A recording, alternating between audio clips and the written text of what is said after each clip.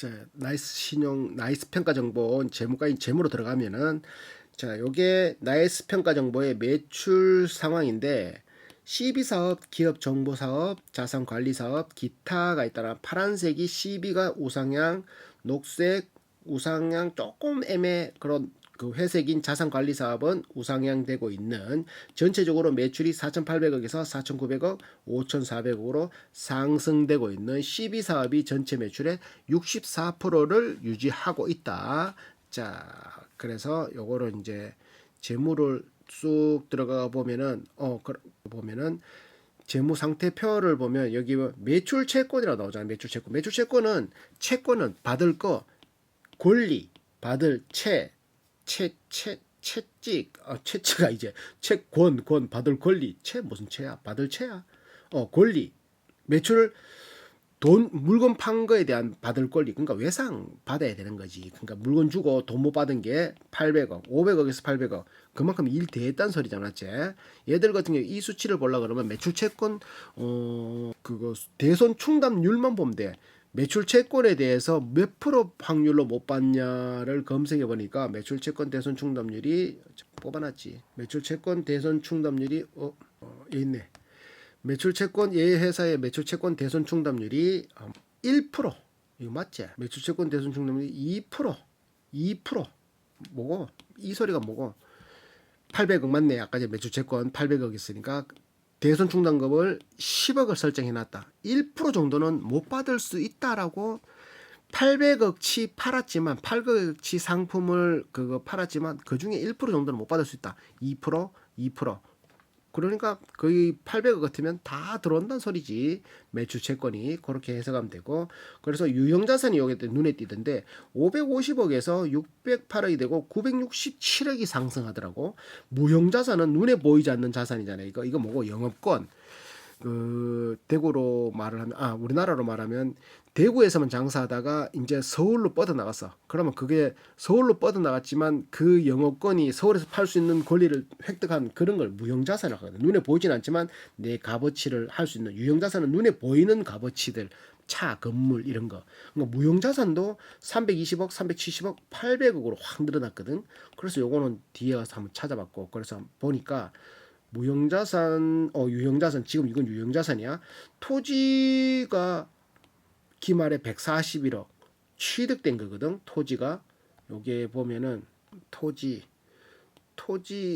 요거는 안에 걸 앞에 거를 잘라가지고 기존에 전 기말에 유형자산이 600억이 된 게 960억으로 올랐는데 그 중에 이제 요거 취득 요번에 이제 상승한 거거든. 사용권 자산은 리스 자산이야. 리스 자산 상승 163억치. 요걸 요래봐야 되나? 기타 여기에서 많이 올랐더라고. 토지에서 130억치, 건물에서 120억치, 그리고 비품에서 17억치 올라서 총 284억이 600억에서 증가했다. 취득 이런 것들이 취득하고 기타 해서 총 960억, 600억에서 넘어와서 600억에서 시작해서 플러스 되고 해서 총 지금 900억이 되었다. 이렇게 돼 있는 유형자산이 이렇고, 자, 무형자산은 377억에서 넘어와서 43억치 뭐가 늘어났노? 영업권이 430억이네. 영업권이 250억치 늘어났고 무형자산인가 이거는 무형자산 눈에 보이지 않는 영업권. 그래서 그게 다 합치니까 총 400억 늘어나서 800억이 됐다. 377억 돼서 818억이 되었다. 그 상각은 그 무형자산이지만 손해 보는 것도 없어지는 것도 있잖아요. 영업 그게 110억 날라가고 들어온 게 118억, 총 들어온 게 434억 해서 818억이 됐다. 이런 거지. 뭐 유형자산에도 상각되는 거 처분되는 거 있잖아. 상각. 이건 뭐고? 뭐 사놨는데 상품이 깨지든지 아니면 뭐 이렇게 기계가 고장났든지 뭐 이런 뭐 여러 가지 뭐 있잖아, 맞지? 뭐 이렇게 요거 상대는 게 뭐가 보면 사용권 자산, 리스 자산이 없어졌다. 여기 있네. 리스가 94억치 없어졌다. 기계 장치가 46억치 없어졌다. 이런 것들로 눈에 띄어가지고 올려놨고, 이익 인연금이 뭐고? 이익이 쌓이는 거잖아. 2,699억, 그러니까 잉여금이 그 결손금인데 플러스 상태야. 2,699억. 해가 바뀌었네. 2,958억. 300억이 늘었지. 또 해가 바뀌었네. 3,400억이네. 500억이 늘었다. 거의 400억 맞지? 300억, 300억, 400억씩 차포띠도 이렇게 쌓이고 있다. 이만큼씩. 여기에서 배당을 줄 수 있거든. 이익잉여금이 마이너스면 배당을 못 줘. 이익잉여금이 마이너스인 회사는 배당을 줄 수가 없다. 자, 그래서 또 요거 계산서로 넘어가면 영업수익 매출 4,700억에서 4,800억, 5,300억으로 넘고 얘들은 매출 나오고 그러고 원가 나오고 매출 총이익 나오고 판관비 나오는데 얘들은 그냥 영업수익 다음에 그냥 판매비 관리비 원가가 다 들어간 거야. 이거 공장이 아니기 때문에 그냥 이렇게 한 묶거리로 그냥 따로 해놨네. 그래서 영업비용 이거 다 나가는 비용이거든.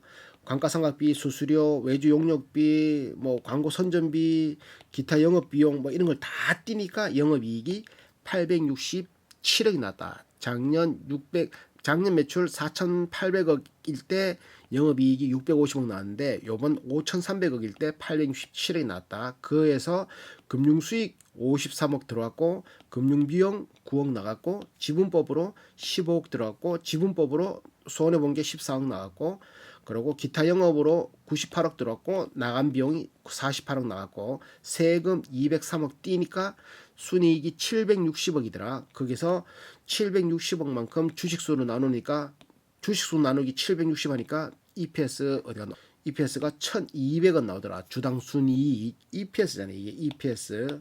PBR 구하는 거 뭐고? PBR 위에 구했더라. PBR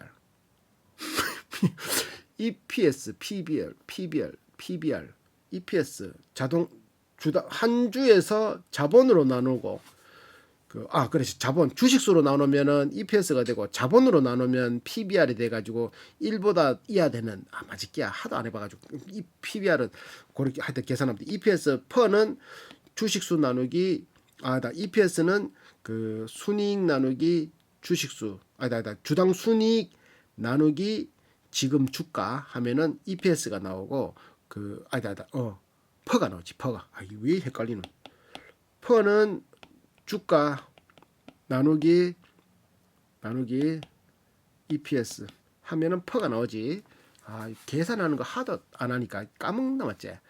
ROE는 순이익 나누기 자본을 하면 ROE 나오지. 그래서 요거에 대한 수치는 내가 또 해놨지. 여기에 단기 순이익 있고 부채 있고 자본 있고 얘들 부채율은 40%에 40%. 그러니까 부채율 40%라는 거는 버는 것보다 이자 내는 게 더 많겠나 적겠나? 당연하게 나가는 돈이 적다고 볼 수밖에 없는 거지. 100% 미만들은 들어오는 게 더 커. 계속 쌓여야 돈 이런 거는.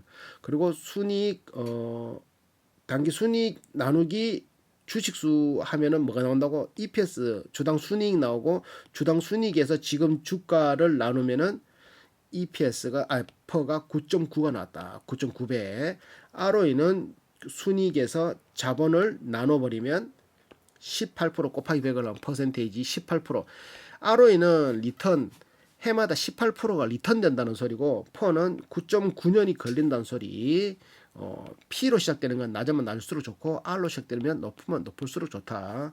그래서 보면은 다시 또 들어가고 또 현금 흐름표는 이걸 보는 기준은 회사에 돈이 있으면 플러스 없으면 마이너스라고 보면 되거든. 무슨 기준이냐면은 항목이 영업활동 현금 흐름이라는 항목이 있고 그리고 투자활동 현금 흐름이 있고 요거는 빨간색 해야 되겠네.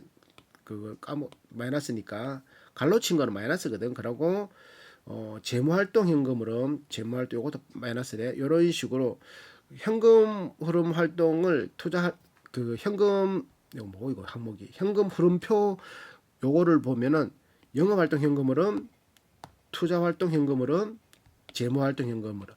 현금 흐름이 회사에 돈이 있으면 플러스 없으면 마이너스라는 기준이야. 재무는 은행에서 돈을 빌리고 차입금 혹은 자본이 변동되면 플러스 마이너스를 넣어. 투자는 그 회사가 미래를 위해서 투자를 하는 거에 대해서 샀으면은 돈이 나갔으니까 마이너스 안 사고 땡겨왔으면 플러스가 되는 거지. 그러고 영업활동은 뭐 이렇게 일을 해주고 돈을 받았으면은 회사에 돈이 들어오면 물론 그거 영업 돈은 버는 행위로 발생되는 게 있으면은 플러스, 없으면 마이너스. 받을 거 마이너스, 받을 돈 마이너스, 받은 돈 플러스, 줘야 될 거 플러스. 안 줬으니까 그렇게 보면 돼. 당기순이익 다 띄었으니까 들어왔으니까 플러스지. 그리고 퇴직금 퇴직 안 했잖아, 플러스지. 감가상각비 안 나갔잖아, 맞지? 나가야 될 돈이지만 그런 식으로 보는 거지. 지분법 손실, 여기서 나가는 거는 무형자산 손상 차손 환입 들어와야 되는데 안 들어와서 마이너스, 지분법 이익 들어와야 되는데 아예 안 들어왔다, 요렇게 해석하면 되지. 그래서 요런 것들을 다 더하고 빼기 했을 때 영업활동 현금 흐름이 플러스인 회사들은 현금 흐름이 잘 되고 있다라고 그거 볼 수 있는 거고, 투자활동 현금 흐름은 이거는 플러스 돼야 되겠어, 마이너스 되겠어 물으면은 보통 마이너스 되는 게 정상적이지. 왜? 투자를 더 많이 했다라고 볼 수 있는 거니까. 어디에 돈 쓰는지 보니까 단기 대여금 취득 뭐고, 단기 대여금 빌려준 거에 대해서 받을 돈이잖아, 맞죠? 대여금은 빌려준 돈이거든. 대여, 책 대여니까 44억치 빌려줬단 소리야. 못 받았단 소리지 아직. 금융자산 처분, 가지고 있던 걸 팔았으니까 현금이 들어왔고, 금융자산 취득, 샀다는 소지 118억치. 장기대여금 취득, 빌려준 거를 취득, 받아야 되는데 못 받았다. 유형자산 취득 73억치, 무형자산 취득. 그러니까 이게 투자고, 이건 금융자산에 대해서 투자고, 유형자산 이런 건 73억치 썼다, 무형자산 93억치 썼다. 이런 거. 비유동자산 취득 19억 썼다, 금융자산을 팔았다 230억치. 이런 걸 다 더해보니까 기업 지분 취득, 종속기업의 지분을 760억치 샀다. 이런 걸 다 하니까 영업활동 현금흐름이, 투자활동 현금흐름이 마이너스다. 279억이다. 괜찮은 거다, 맞지? 그리고 재무활동은 플러스 되면은 갚는 것보다는 안 땡겨오는 게 더 많다고 볼 수 있는데, 얘들은 차입금 상환하는데 상환은 회사에 돈이 없고 갚았으니까 73억, 단기 차입금 증가 277억 땡겼고, 30억 땡겼고, 50억 갚았고, 93억 갚았고, 240억 배당금으로 지급했고, 자사주 취득 58억 썼고, 다 썼지만 그래도 들어오는 것보다 나간 돈이 209억이다. 이렇게 해석하고, 시작할 때 792억으로 시작해서 지금 보니까 현금성 자산이 1155억이 있네. 현금성 자산이 뭐고, 석 달 안에 바꿀 수 있는 걸 현금성 자산이라고 하거든. 작년에 이맘때만 해도 790억이고 780억인데 지금은 1100억, 석 달 안에 바꿀 수 있는 게 1100억 있다. 현금성 자산이 306억 증가했다. 얘들은 재무로는 빠방하다는 소리지 그냥. 자, 또다시 이제 여러 가지 있는 것들을 보면은, 최대 주주를 보면은 나이스홀딩스, 저 위에서 얘들 나이스 대주주 지분율을 보면 나이스홀딩스가 43%, 뭐 인베스코 글로벌 뭐 이런 게 2.6%, 국민연금도 3%, 현대캐피탈 2%, 삼성카드 1.몇 프로, 다자자자자자 이런 것들이 있다. 그러고 얘들이 지분을 가지고 있는 게 거의 다 100% 지분을 가지고 있는데, 나이스 P&I는 한 76% 있다. 나머지는 100% 지분을 다 가지고 있다. 얘들이 이런 것들이 보이고, 나이스 그룹 출자 구조를 보면 나이스 평가 정보 여기 있거든. 나이스 신용 정보, 얘는 종속 기업들이지. 이런 것들이 있다. 제일 위에는 김원우가 있지, 맞지? 여기가 나이스 홀딩스. 나이스 홀딩스가 또 모든 걸 또 다 가지고 있고, 이런 것들이 막 엮여 있는 거지. 칠해져 있는 게 상장사인 것 같아. 한국전자금융, ITM 반도체, 옛날에 ITM 누가 알려더라. 서울전자통신, 뭐 이렇게 나이스 정보통신, 나이스 DMB 이런 회사들을 엄청나게 막 엮여져 있다, 맞지? 이런 것들이 있다. 나이스 홀딩스가 지분 43%고 5% 이상 주주는 인베스코 글로벌 이렇게 펀드가 5% 지분은 470만 주를 가지고 있다. 배당은 순이익의 42%, 순이익의 43%, 순이익의 35% 이렇게 해서 요번에는 460원 줬네, 주당. 3년 평균 3.5%고 5년 평균 2.7%의 배당률을 주고 있다. 직원은 지금 749명인데 평균 근속은 7년, 연봉은 9천만 원 정도 받고 있다. 이게 다다. 재무는 이게 다네. 자, 그러면 이제 또 결론을 내리면은, 자, 이제 그래프로 보면은 4월 23일 기준에 외국인이 33%를 가지고 있는 동일업종 PR이 15인데 얘들이 지금 퍼가 9.9거든. 9.9 괜찮은 가격이다 맞지? 이런 회사는 영업이익과 그 부채율이 낮고 당기 순이익도 잘 올라오고 그리고 내수 위주로 사업을 하지만 이 비즈니스 모델 자체가 싼 거를 찾질 않는다고. 기업에서도 계속 신용 평가를 하고 해마다 해야 되고 개인정도 시비 사업이란 거 또 우리나라 주식 시장이 또 바뀌고 또 이제 이재명이 대통령 되면 이거 엄청나게 또 규제 강력하게 해서 잘하는 회사들은 잘할 수 있는 토양을 막 만들 거란 말이지. 그러면은 우리나라 가치 기업 가치들이 더 뻥뻥뻥하면 해외에서도 계속 조회하고 하면은 매출이 더 올라갈 거야. 그러면 이런 회사들은 그냥 모아가야지. 퍼가 10밖에 안 되잖아. 10도 우리 뭐 월덱스나 이런 거에 비해서는 월덱스 얼마고? 월덱스 퍼 얼마고? 월덱스 퍼가 5네. 그에 비해서는 높지만 월덱스는 제조회사고 이거는 제조회사이잖아. 그런데도 10이면 이런 건 그냥 해마다 모아가야지. 계속 돈 생길 때마다 쭉쭉쭉쭉쭉쭉. 그러면 무조건 필승 안 하겠나? 안 하겠나?